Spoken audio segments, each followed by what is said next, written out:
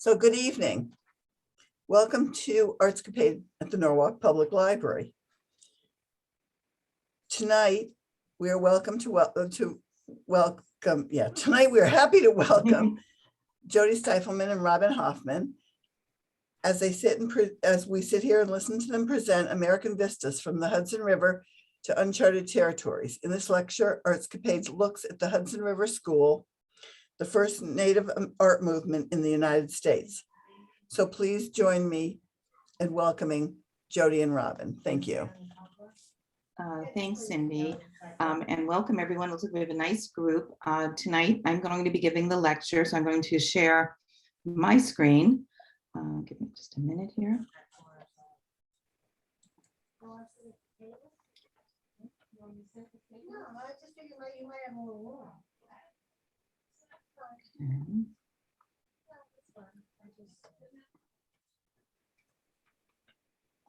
Okay, and a reminder, if anybody hasn't muted themselves, to go ahead and do that now.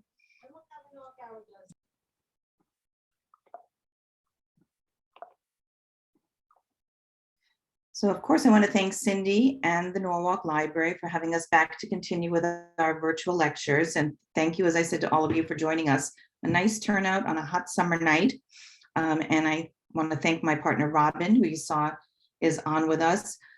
Putting these lectures together is truly a team effort. If you have any questions, please use the chat button on the screen, and we will answer all questions at the end of the talk. And in fact, Robin might be trying to answer them even as I'm speaking. So tonight we're going to be looking at art that was done really locally in this metro area, and particularly around the Hudson River. And we're sure you will know many locations where views may have changed. I'm turned on a lecture that I'm watching. So someone is not muted, so I'm going to ask you to remember to mute yourselves. So to set the scene, this timeline shows art movements that surround the period in art that we're going to be talking about tonight. And dates are approximations, as periods in art are fluid and often overlap. So in this lecture, we will be looking at the lives and works of three artists, Thomas Cole, Asher B Durand, and Frederick Church, who were working in the 19th century into the dawn of the 20th century. So our timeline starts just before 1900, when our first artist was born. In Europe at that time, artists were working in the Romantic style, and then later in the Realist style. In America, the Hudson River School was influenced by and overlapped with both. As tonight's artists were working, French Impressionism began, and American Impressionism was emerging toward the end of our last artist's life. So before we talk about the artists, let's start with a bit of historical background, starting with the history of American landscape painting, which has its roots in European landscape painting.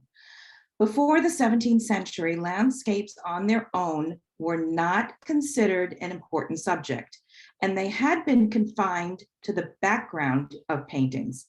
Art academies had controlled the art world, and they had a hierarchy of the genres of art. In the hierarchy, they placed history painting, which included classical, religious, mythological, and allegorical themes above all other subjects. Portraits, genres, scenes of everyday life, still life, and pure landscapes were seen as inferior subjects. In the 17th century, artists like Nicholas Poussin, whose work we are looking at here, began to paint the landscape itself.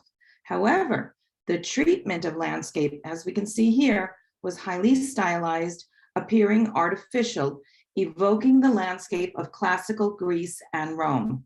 The positioning of objects was, well, contrived. Every tree, rock, or animal was carefully placed to present a harmonious, balanced, and timeless mood.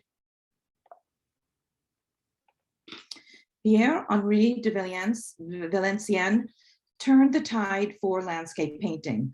Valenciennes taught at the École des Beaux-Arts in Paris, where he encouraged his students to paint informal landscape studies out of doors in plein air.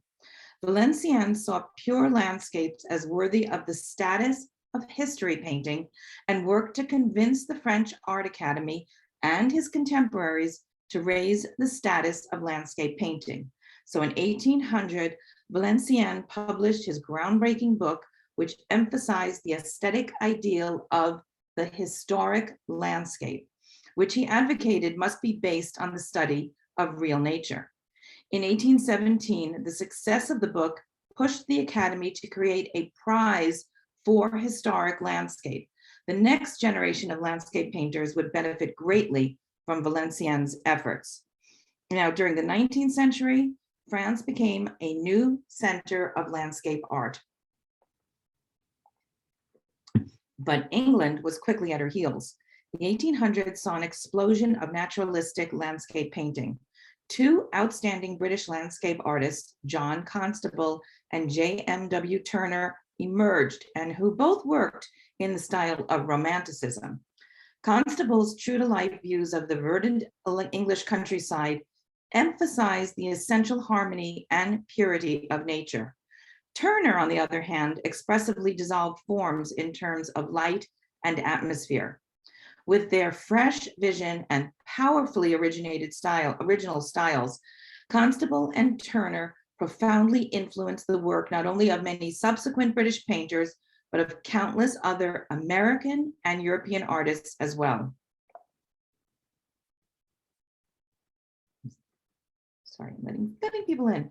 In America, in the early 1800s, landscape painters were working in a style similar to Constable and Turner, which echoed the Romantic style and preceded the movement that became known as the Hudson River School.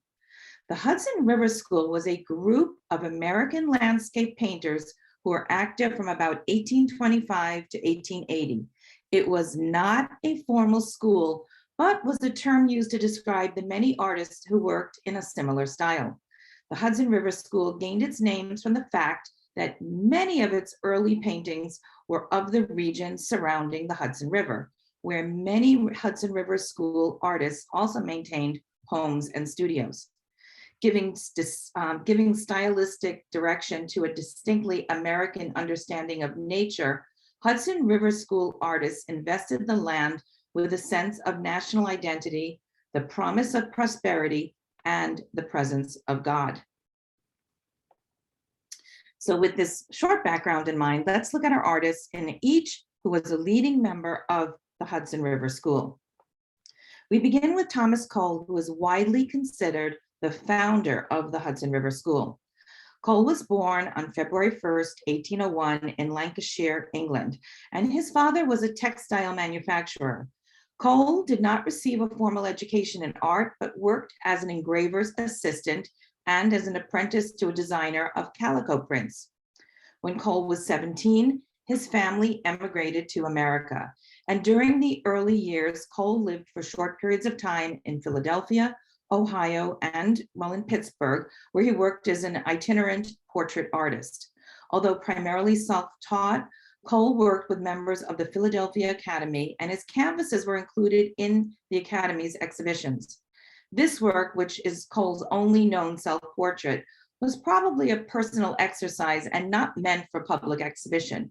Though the head and the eyes show a degree of finish, other areas are sketchy, including the large looping brushstrokes in the background and the dabs of different colored paint at lower left. Cole, well, he had little success painting portraits, and his interest soon shifted to landscapes. Moving to New York City in 1825, Cole made a trip up the Hudson River to the eastern Catskill Mountains. The Hudson River School basically begins around this time, coinciding with Cole's arrival in the area. Based on Cole's sketches during his trip to the Catskills and along the river, he painted 5 landscapes, including this one that a New York City bookseller agreed to display in his window.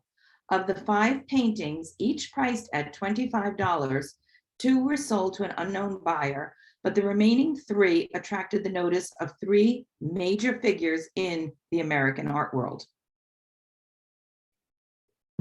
Colonel John Trumbull, already renowned as the painter of the American Revolution, saw Cole's works and instantly purchased one recognizing in Cole's work the perception of wildness inherent in American scenery that landscape artists had ignored up to this point.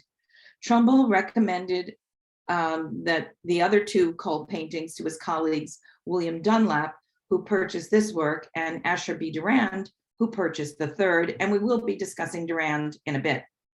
By November that year, at least two, if not all three of the paintings purchased by Trumbull, Dunlap, and Durand were added to the exhibition at the New York Academy of Fine Arts.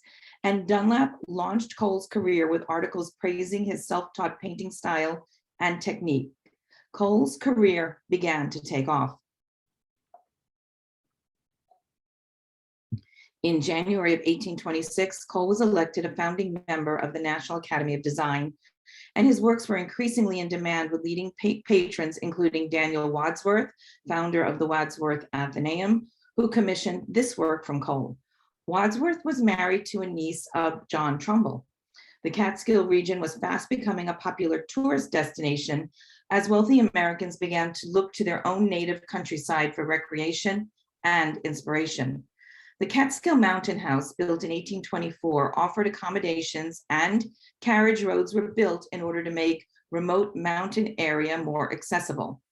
Although a number of leather tanneries were operating in the Catskills, and improved transportation was bringing large numbers of tourists to the region, Cole ignored these realities and focused instead on the virgin wilderness. Catterskill Falls are one of America's oldest tourist attractions, and they were a major site for Hudson River School painters and are still spectacular today. Catterskill Falls drops 230 feet and are one of the highest waterfalls in the eastern United States. This work, like Cole's other landscapes, was created in the studio from sketches done outdoors.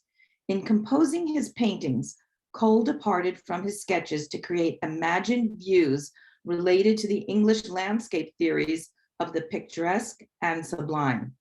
Cole often framed his works with a dead or broken tree on the edge of the canvas to indicate cycles of growth and decay. The bare branches at the lower right and the storm clouds overhead are traditionally sublime elements associated with the power of nature over human civilization.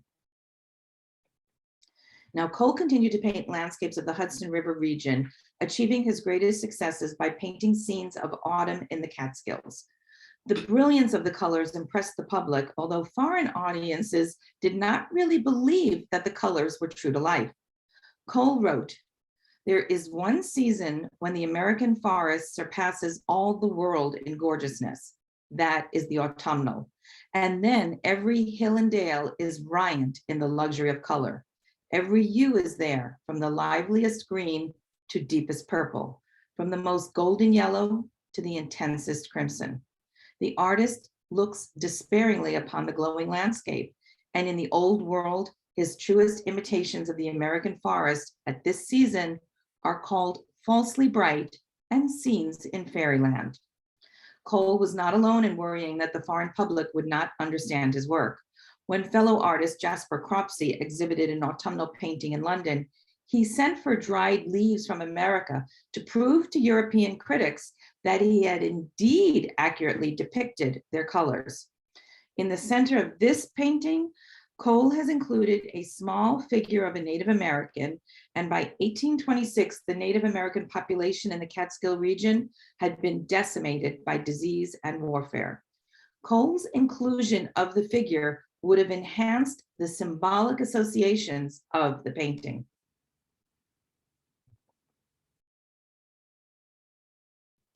Although Cole had plenty of landscape commissions in the late 1820s, his ambition was to create a, quote, higher style of landscape that could express moral or religious meanings.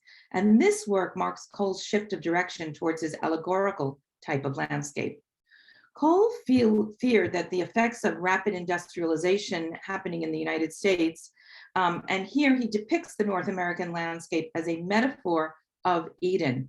This composition is symmetrically structured around a cross shape created by the waterfall and the bridge. On the right is paradise, and on the left, the world after the fall. Starting with his image, Cole made use of his imagination to create the setting for the expulsion of Adam and Eve, neither of whom are actually present. The strong contrast between the glowing light inside the arch and the shadow around it emphasizes the sublime character of the scene.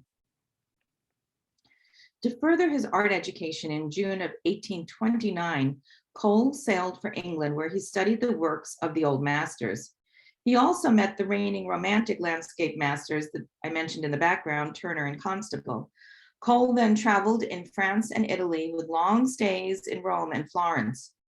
He saw the ruins of ancient civilizations, remnants of a past that could not be found in America. And this work is the culmination of Cole's romantic fantasies, and he shows his attempt to illustrate themes dealing with the grandeur of the past, the passage of time, and the encroachment of nature. Cole's patron, Luman Reed, rejected this painting, and it was subsequently purchased by the artist John Falconer.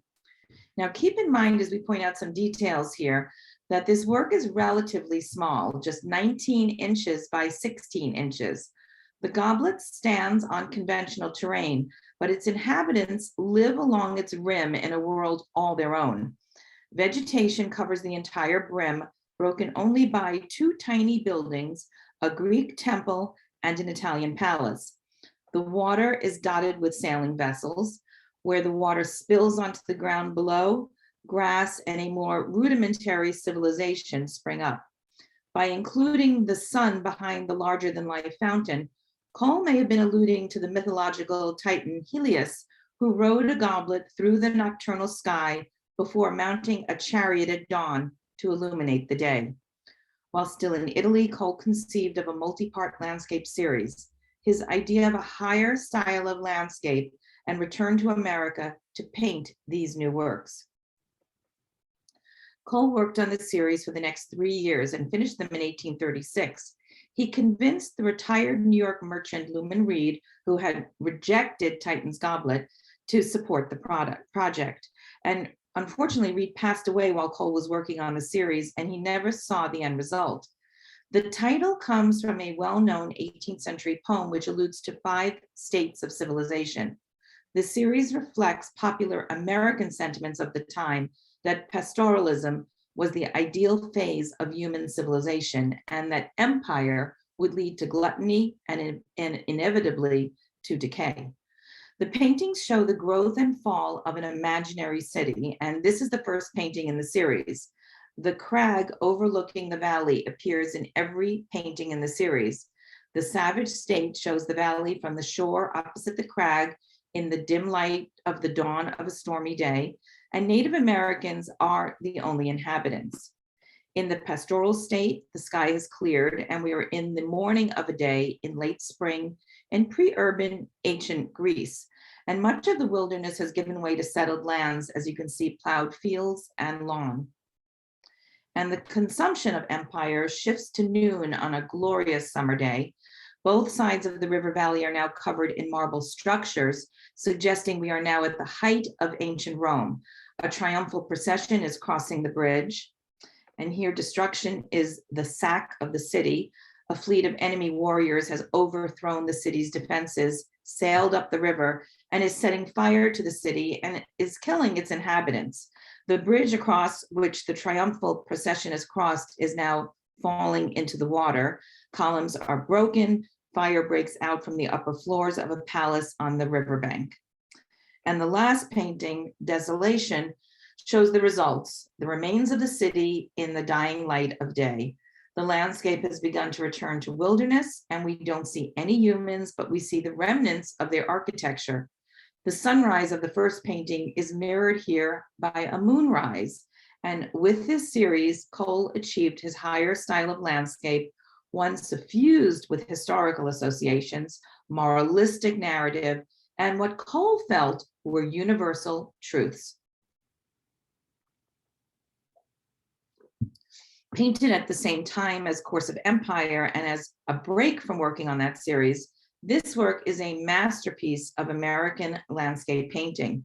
The painting was shown at the National Academy of Design in 1836. Cole's decision to portray the famous view from Mount Holyoke was initially commercial. Cole took advantage of the American taste for identifiable native scenery to paint what he hoped would be a marketable work. Cole sold the painting at the exhibition to Charles Nichol Talbot, a merchant in the China trade. On a canvas nearly 6 feet wide, Cole painted the view from the top of the mountain as though it was experienced over time, with a dramatic storm moving through the landscape from right to left. On the right side of the painting lies an idyllic place with nice, tidy farms. The distinctive feature of this peaceful place is the river's graceful bend into a U shape that recalls an oxbow, itself an emblem of human control over nature. The scene is set just after the storm, when the skies are clearing and filled with a golden light. In contrast, the left side of the painting shows the mountain wilderness still in the grip of the thunderstorm. The landscape is dark with heavy skies and an ominous flash of lightning. The broken trunks of the forest strongly contrast with the idyllic trees scattered around the valley below. The two realms are linked by a small but significant detail, which is this red and white umbrella leaning diagonally from the mountainside that makes a visual bridge across the river. Below it lies an artist's sketching gear, including a portfolio bearing Cole's signature. Cole has put himself in the painting a few yards away, a tiny figure in a flat-crowned hat, nestled in with his easel into the rocks and trees. Even though the neatly divided farmland implies a human population, Cole is the only person visible in this sweeping panorama. In 1836, Cole married Marla Bartow, and they had 5 children in the space of 10 years, but sadly only 4 survived to adulthood. Maria had been a niece of the owner of Cedar Grove, where Cole had been spending summers since his return from Europe. Cedar Grove in the village of Catskill was a farm owned by a local merchant. Cole rented a small outbuilding there where he established his studio. And Cedar Grove, now also known as the Thomas Cole National Historic Site, was where Cole painted most of his works and was declared a National Historic Site in 1999. It is open to the public, and it is just over the Hudson River in Catskill, New York.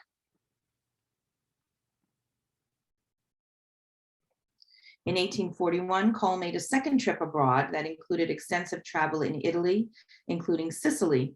Cole was so moved by the sight of Sicily's Mount Etna that he produced several sketches and at least 6 paintings of it. And this one is nearby at the Wadsworth Museum, Athenaeum up in Hartford. Cole returned to the US in 1842, and 2 years later, and on Daniel Wadsworth's recommendation, he accepted the young Frederick Church, who we'll also be discussing, as a pupil. And we've mentioned Wadsworth earlier. He was an important supporter as well as a friend of Cole's. Proof of their friendship is in letters that were unearthed in the 1980s by the Trinity College Watkinson Library. Cole emotionally wrote to Wadsworth at one point, "Years have passed away since I saw you, and time and the world have undoubtedly wrought many changes in both of us. But the recollection of your friendship have never faded in my mind. And I look at those pleasures as flowers that never will in other gardens grow." Cole's landscapes are notable for his accuracy in the depiction of atmosphere and light. He continued to paint scenes of the Catskill Mountains until the end of his life, which actually helped to increase tourism in the area. The 4th highest peak in the Catskills is named Thomas Cole Mountain in his honor. And this figure is thought to be a self-portrait of Cole, suggested by the portfolio of drawings underneath his arm. Cole's paintings became the model for many of the engravings included in guidebooks and ads for the area during the mid-19th century.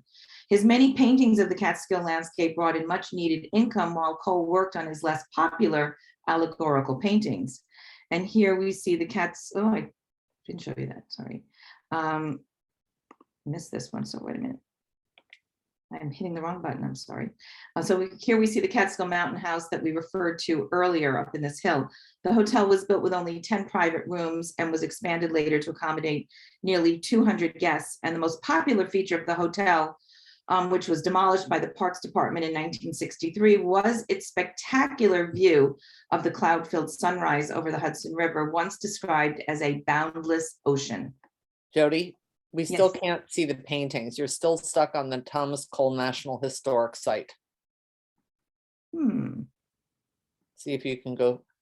There's the cross at sunset. Now I Okay. can do that. Let me go back and see what happened. Yeah, we missed that one. Did you get this? No. Okay, so this was the Catskill house. Did you see this? That, when you talked about it, we didn't, no. Okay, sorry about that. I don't know what Okay. happened. So we're looking, this was the mountain, the Catskill Mountain, where the tourism developed from this. And we can see that we had the, sorry, that's Thomas Cole that I talked about putting himself into the landscape. And the Catskill Mountain House that existed here was a hotel with only 10 private rooms. And it had been expanded to 200 guests, but then it was demolished in 1963, and it had spectacular views, supposedly. And they described the Hudson River as a boundless ocean. So toward the end of his life, Cole painted a final series of works on religious subjects. He showed a sublime vision of nature that became the vehicle for his quest for salvation and spiritual knowledge. And Cross at Sunset depicts an impressive cross in the foreground, to the left of which and some way away is a bell tower. The light from the setting sun spreads out like a fan in this, which radiates its own light. This painting is unfinished, and in person, you'd be able to see the underdrawing and the orange toned ground that Cole applied in the lower part of the composition. Cole contracted pleurisy and died on February 11th, 1848, at the young age of just 47. His early death sent shockwaves through the New York society and stunned, obviously, his close circle of friends. Cole was known as the father of the Hudson River School and is recognized as the first American artist to interweave epic, historical, and romantic themes, and the conventions of European landscape painting, which detailed depiction of American scenery. So our next artist is B Durand, and originally an engraver, then a portraitist, and finally a landscape painter. Durand became one of the primary theorists of the Hudson River School and was a proponent of naturalism within the movement. Durand was born on August 21st, 1796 in Jefferson Village, New Jersey, the 8th of 11 children. And as a child, he helped his father, a jack of all trades, in his shop. In Durand's words, the work in the shop, quote, consisted chiefly of the manufacture of various metal and other trinkets, such as sleeve buttons, arrowheads, and finally, the most absorbing one engraving on copper plates, which fixed my destiny. My father and two of my elder brothers were accustomed to engrave monograms and other devices on the various articles manufactured by them, and in this art, I was early initiated. Having shown talent in his father's shop, at the age of 17, Durand began an engraving apprenticeship under Peter Maverick in Newark.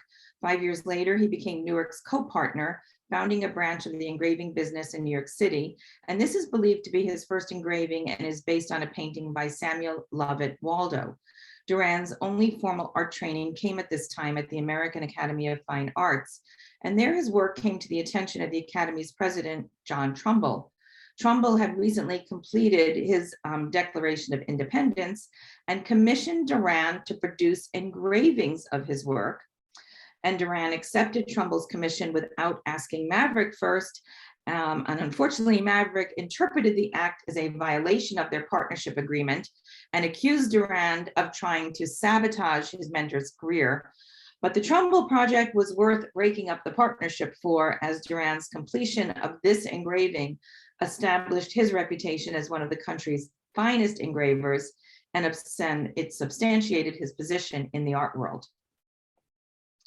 At the age of 25, Durand married Lucy Baldwin, and their first child, a son, was born the next year. And he and Lucy went on to have 3 more children, all daughters. Just 7 years, though, after they were married, Lucy became ill. They moved briefly to St. Augustine in Florida and then to Charleston in South Carolina to restore her health. But sadly, Lucy passed away just 2 years later in 1830. And Durand painted this group portrait 2 years after his wife died and it shows 3 of their 4 children. 2 years later, Durand married his second wife, Mary Frank. She was the daughter of Jacob and Mary Frank of New York, and they went on to have 2 sons together, Frederick in 1839 and Eugene in 1851. Durand and Mary were married 25 years. Mary died in 1857, but Durand did not marry again. But let's go back to Durand's career. Cut loose from the Maverick engraving partnership with his brother Cyrus, Durand formed a partnership for a lucrative banknote engraving company. Cyrus invented a series of anti-counterfeiting devices that revolutionized the art of currency engraving, while Durand's graphic work for the Federal Bureau of Printing and Engraving was influential in establishing the design tradition and many of the pictorial and ornamental devices for the US paper currency. This note from 1829 with images of George Washington and the mythological figure Hebe is one of the set of 6 printed by the National Banknote Company in New York. Durand's last significant effort in engraving was based on this work by John Vanderlyn, an American neoclassical painter. Vanderlyn had chosen the story of Ariadne as the premise for painting a life-size nude. Durand bought it in 1831 and then painted an exquisite copy of the work, but on a smaller scale.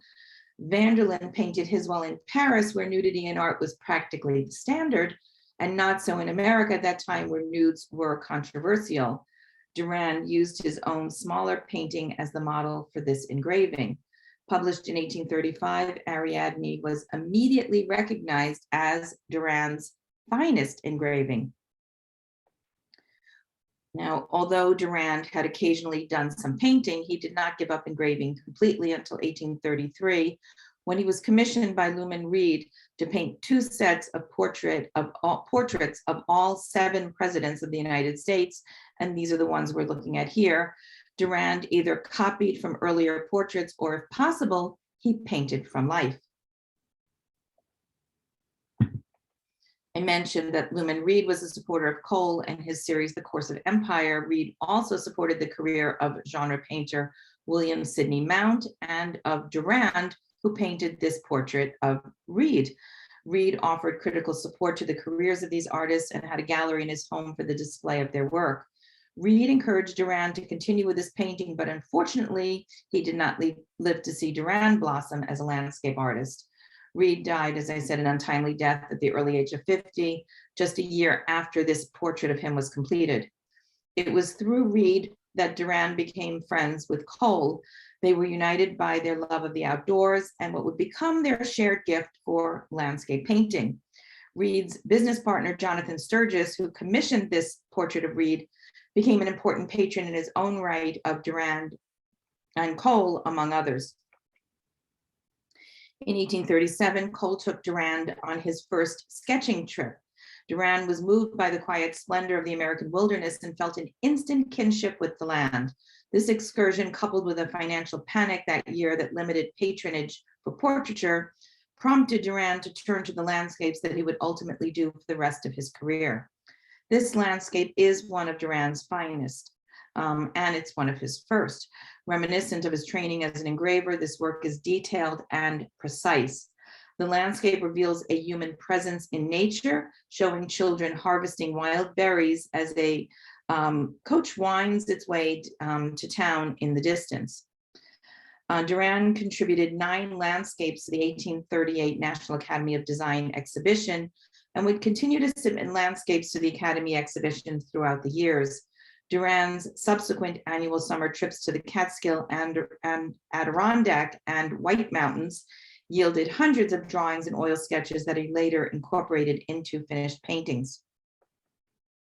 So let's compare these 2 paintings by Durand and Cole. Both worked in a highly naturalistic style, but differed in their approaches. Cole's landscapes represented the sublime. His sweeping vistas and romantic perspectives were often metaphorical, as in his work at the bottom right. Durand, instead of focusing on the sublime, favored the more pastoral approach, using a composed landscape and more domestic scenes and figures.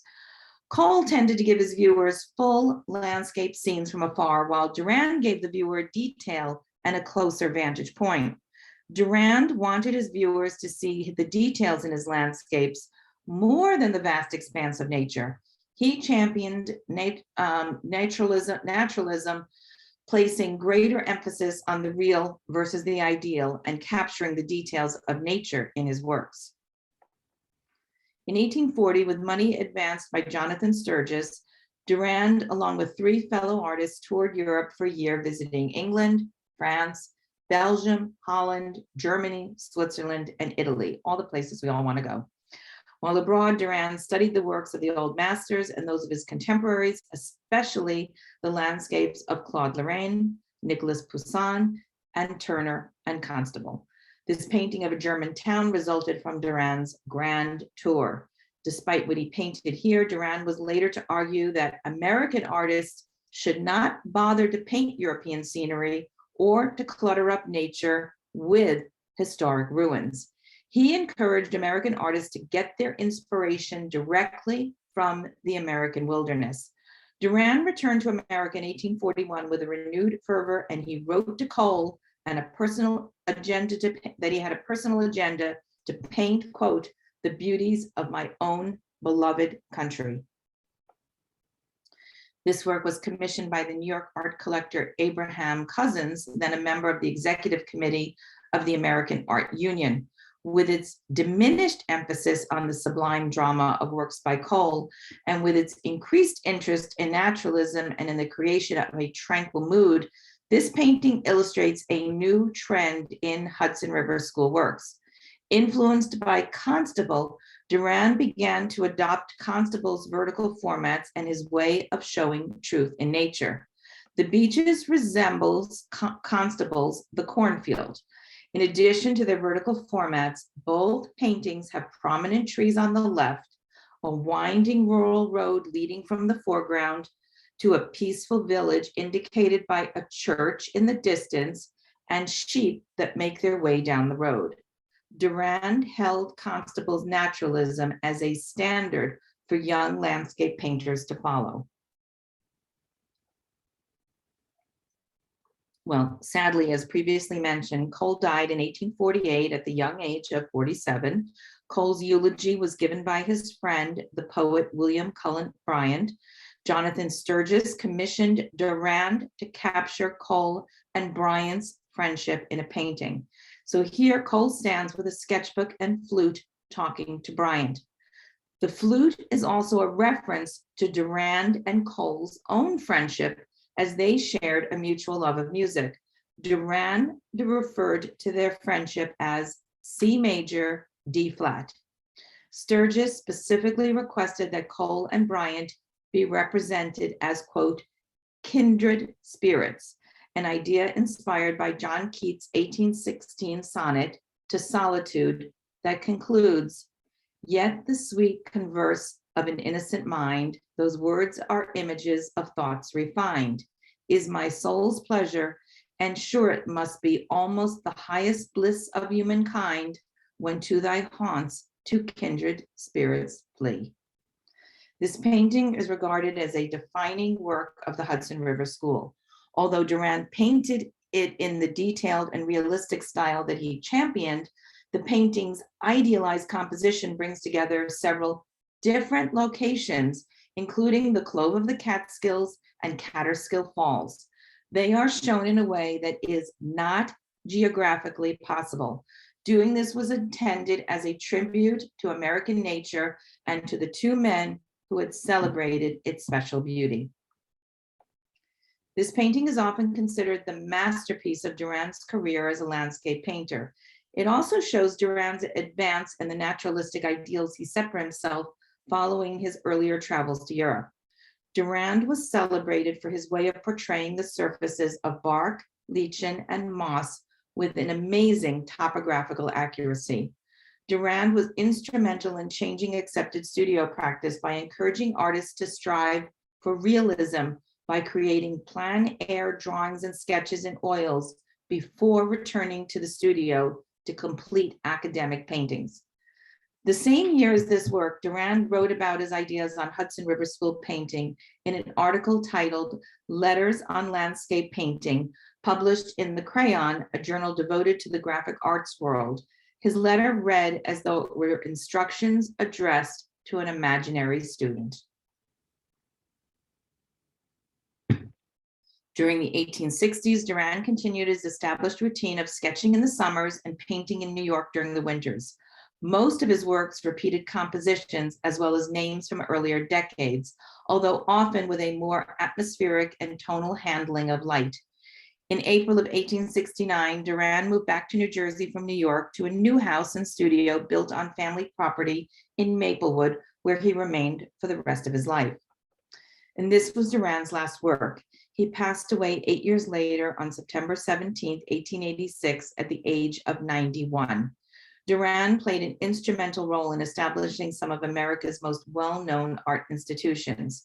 He was a founder and member of the Century Association, the New York Drawing Association, the Sketch Club, and the National Academy of Design, serving as its president from 1845 to 1861. In this capacity, Durand had a profound impact as a friend, mentor, and teacher to successive generations of American artists. Durand was enormously successful throughout his career, though his fame soared to new heights 10 years ago when his painting that we looked at earlier, Kindred Spirits, sold for a record $35 million when it was purchased by Walmart heiress Alice Walton for her Crystal Bridges Museum of American Art. Durand's interest in capturing the light effects and atmosphere of the outdoors ushered in a liveliness and spontaneity to American landscape painting. During Durand's career, Hudson River School landscapes that had started with scenes emphasizing the sublime moved to more naturalistic depictions, and later atmospheric and tonal works began to take center stage. So our last artist, Frederick Church, is perhaps the best known representative of the Hudson River School, as well as one of its most traveled. And note that we are looking at a photograph of Church and not a self-portrait as we typically would show, because we are now in the age of the camera. Immensely popular in the mid-19th century, Church's paintings are characterized by a calmness and sense of hope. Church was born on May 4th, 1826 in Hartford, the privileged son of Joseph Church, a jeweler and banker, later a director of the Aetna Life Insurance Company. At an early age, Church decided to become an artist, and by 16, he was studying drawing and painting with Benjamin Coe. 2 years later, Daniel Wadsworth, who was a family neighbor and a patron of Cole's, as we said earlier, introduced Church to Cole, who took him on as a pupil. From 1844 to 46, Church studied with Cole in his Catskill studio and accompanied him on sketching trips in the Catskill Mountains and the Berkshires. At one point, Cole characterized Church as having, quote, the finest eye for drawing in the world. Church's talent displayed itself quickly. Within a year, his paintings had been shown in the National Academy of Design's annual exhibition. Wadsworth purchased this painting, considered Church's first mature work, for $130 for his newly founded Wadsworth Athenaeum, and Church was then just 20 years old. Following his apprenticeship with Cole, Church established a studio in New York City and quickly made his reputation for expansive New York and New England views that synthesized sketches of varying locales into vivid compositions. Although wealthy enough to go to Europe to study, as was typical of artists of his day, Church had no interest in going. He was interested in light and color and the glories of nature he found around him. Church painted this work in April of 1848, a month after Cole's death. Drawing on Cole's signature style, Church created this painting to honor his teacher and to offer himself as Cole's successor. The painting shows the Catskills and the image of storm clouds hovering over the mountains. The broken tree trunk in the foreground alludes to Cole's frequent use of that form in his work, and the morning light filtering over the scene represents Cole's rebirth or ascent to heaven. Both Church and Cole were devout Christians. The cross in Church's picture may be considered Cole's symbolic resting place, but he was actually buried in a family plot at the local cemetery in Catskill, just down the street from his home at Cedar Grove. West Rock Ridge is a state park located near New Haven. High atop the ridge sits Judge's Cave, a colonial era historical site, and Church based this work on a significant event in Connecticut colonial history that took place there. In 1649, several prominent judges sentenced King Charles I to death for crimes against the English people. When the monarchy was restored in 1660, many of the judges were executed by Charles II. Two of them, however, fled the country. Sympathetic colonists kept them hidden in what is now called Judge's Cave when royal agents were searching for them. And later, the rock above the cave was inscribed with the words, as we see replicated on this plaque, "Opposition to tyrants is obedience to God." And the story became a symbol of the nation's struggle for independence from Britain. The painting was purchased by Cyrus W. Field, who would later become famous for laying the first transatlantic telegraph cable. Field often accompanied Church on sketching excursions in the Connecticut countryside. The hayfield and the white steeple, which do not appear in Church's initial drawing, can be read as puns on Field's and Church's surnames. This early work by Cole was one of his most successful, and largely on the strength of this painting, Church was elected a full member of the National Academy, the youngest artist ever so honored by that institution. Church traveled to northern Maine soon after the publication of Thoreau's essay about Mount Katahdin in the Maine woods. And here Church brings the landscape that Thoreau called exceedingly wild and desolate subtly under control by imagining its civilized future. In this expansive view, Church shows cattle, a sawmill, a bridge, a buggy, and men. They serve to domesticate the landscape without disturbing its natural beauty. The soaring mountain remains wild outside the bounds of the domesticated scene. Church bathes the land in the sunset, which seems almost spiritual, evoking the destiny of a young America. Church had become interested in the German explorer Alexander von Humboldt, whose writings based on his expeditions were very popular. Humboldt saw the diversity of the climates of South America as evidence of the divine presence in the creation of the world. In Humboldt's culminating work, originally published in 1845 and still available on Amazon today, Humboldt strongly encouraged artists to travel and paint in South America. In 1853, Church's friend Field asked Church to go with him to South America to search for his brother who had vanished. Church became the first American artist to visit South America, and Church made two expeditions following Humboldt's footsteps, the first in 1853 and the second in 1857. And the paintings that Church made based on the sketches from these two journeys secured his reputation. In this untamed new world, and particularly while looking at what was then the highest active volcano in the world, Church saw the perfect symbol of primeval nature and the spiritual renewal it could bring to civilization. In this work, Church had painted minutely rendered wildlife, vegetation, and terrain. He illustrates the fascinating contrasts indigenous to this area, from the calm water to the explosive cascades, and from the lush green foliage to the frozen barren peak. The elevated vantage point, which makes the viewer feel suspended in midair, heightens the experience. In the 19th century, many American artists were inspired to portray Niagara Falls. The site reached its highest acclaim with this work, which shows the falls as viewed from the Canadian side. This painting was introduced to the American public as a one-painting exhibition at the Commercial Gallery of Williams, Stevens and Williams in New York City. Art lovers and thrill seekers paid 25 cents each to view the monumental canvas, sometimes using opera glasses or other optical aids to enhance the experience. The price of admission included a pamphlet that reprinted contemporary critics' praise of Church's painting and offered exhibition goers the opportunity to purchase a chromolithograph of the canvas. Within 2 weeks of the debut, 100,000 people had come to see what one newspaper critic described as the finest oil picture ever painted on this side of the Atlantic. Following its phenomenal success in New York, the painting was exhibited in major cities all along the Eastern Seaboard, taken on 2 tours of Britain, and included in the 1867 Exposition Universelle in Paris. People marveled at the painting's grand scale, fine detail, and especially its illusion of reality. Unlike his predecessors, Church had eliminated any suggestion of a foreground, allowing the viewer to experience the scene as if precariously positioned on the brink of the falls. As one writer enthusiastically noted, "This is Niagara with the roar left out." Niagara's tremendous success secured Church's reputation as the most famous painter in America and brought him international recognition. The Heart of the Andes is Church's largest and most ambitious painting, as well as the most popular painting of its time. This painting is dazzling in grandeur and mesmerizing in detail. More than 5 feet high and almost 10 feet wide, it depicts an idealized landscape in the South American Andes. Church shows rich botanical detail, a tropical river flanked by dense vegetation, upland plains, and towering snow-capped mountains.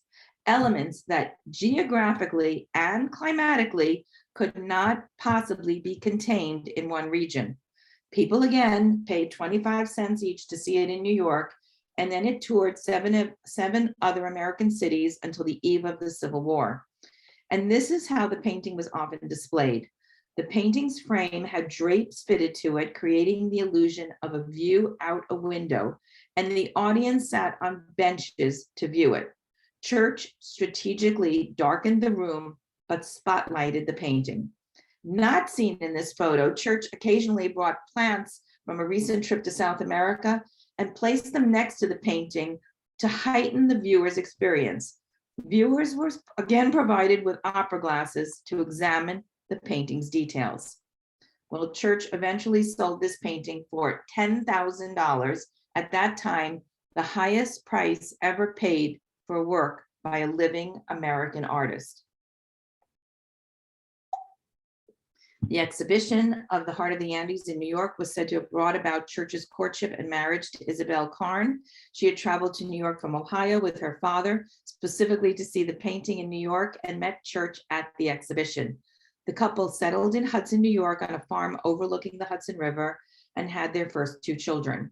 This portrait of Isabel was done by George Baker on the occasion of their marriage and still hangs in what is the Church's home today. In 1859, Church chartered an expedition to St. John's, Newfoundland, where he spent several weeks sketching icebergs. When he returned, Church used sketches to create this large-scale painting, the first large and definitive painting of the Arctic regions in the 19th century. Church's painting presents the Arctic as a place of breathtaking natural beauty with seductive colors and glowing light. Varying shades of blue, green, white, and rose run through this landscape. Church also pays attention to scientific details in this painting, as the blue veins in the iceberg on the left represent the melting and refreezing of water. The broken mast in the foreground provides some notion of scale and also reminds viewers of the dangers of the Arctic. This painting was shown both in New York City and Boston under the title The North, Church's Picture of Icebergs, where visitors again paid 25 cents to enter the exhibition, proceeds of which benefited the Union's Patriotic Fund.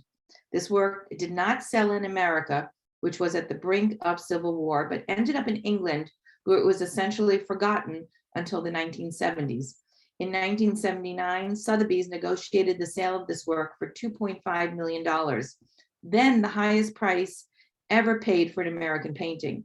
The buyers were Norma and Lamar Hunt, son of legendary Dallas oil man H.L. Hunt, younger sibling of Nelson Bunker and William Herbert Hunt. At the time, their kid brother was buying the painting.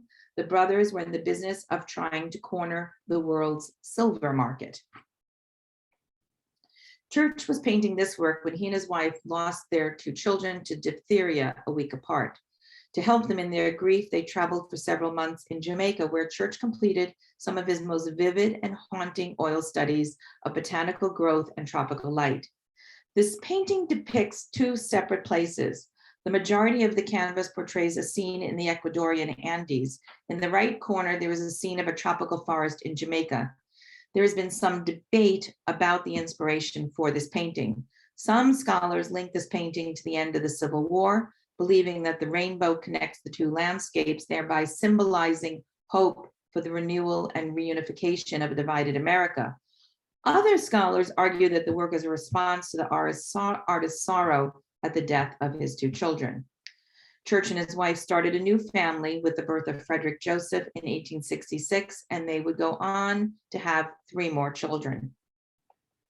On a journey to Europe and the Near East, Church visited Athens in April of 1869 expressly to make pencil and oil sketches of the Parthenon, which he regarded as the ultimate paragon of Western architecture. Weathered by more than 20 centuries and gutted by an explosion in 1687, the Parthenon in Church's eyes is a testament to civilization. Church did not forget the building's awesome effect atop the Acropolis when in the following year he began building his stone mansion, Olana. Olana still stands today on the crest of a hill overlooking the Hudson River on 18 acres above his original farm. Church was deeply involved in the process, even completing his own architectural sketches for its design. This highly personal and eclectic castle incorporated many of the design ideas that Church had acquired during his time abroad. The churches named the house Olana based on a medieval geographer's reference to a treasury storehouse in ancient Persia. It is a Moorish style structure designed by Church with the help of the architect Calvert Vaux and has been preserved as a museum, which we encourage you to visit. Church installed Italian paintings, Turkish carpets, Moorish tiles, and Near Eastern brass. Built between 1870 and 1891, then as now, Olana offers magnificent sweeping vistas of the Catskill Mountains, the Hudson River, and the Taconic Hills. Construction of the house coincided with the onset of Church's rheumatoid arthritis. He eventually could only paint with his left hand, continuing to produce his work, although at a much slower pace. His arthritis drove him to seek seasonal relief in annual winter visits to Mexico.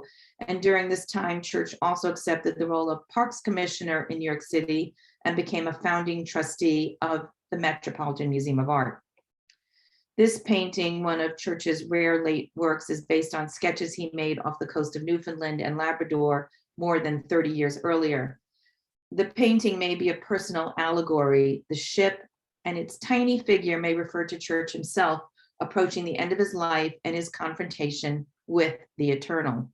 Church died on April 7th, 1900 at the age of 73 at a friend's home in New York City. He is buried in Spring Grove Cemetery in Hartford. Church's son Louis and his wife Sally continued to live at Olana until Sally's death in 1964, by which time Church's revived reputation generated a movement to preserve the house and grounds, which, as I said, remains today one of the exceptional historic sites in the New York State Park system. Church was enormously successful as a painter in his early career, and he amassed a considerable fortune. As with other Hudson River School artists, Church suffered gradual neglect from patrons and public, and by the time of his death, he had been nearly forgotten. Nonetheless, the Metropolitan Museum of Art mounted the first retrospective of his work the year he died. With renewed interest in American painting and the Hudson River School artists, the works of Church and his contemporaries have become fashionable again. So we thank you for joining us to hear about these wonderful American artists. If you would like a list of where some of the works featured in this lecture could be found within driving distance, please email us at info@artscapades.com. And remember to include which lecture you're looking for. This was American Vistas. And we will be back on Wednesday, September 21st, with American images from camera to canvas. And I'm going to stop sharing the screen now to look and see if there are any questions.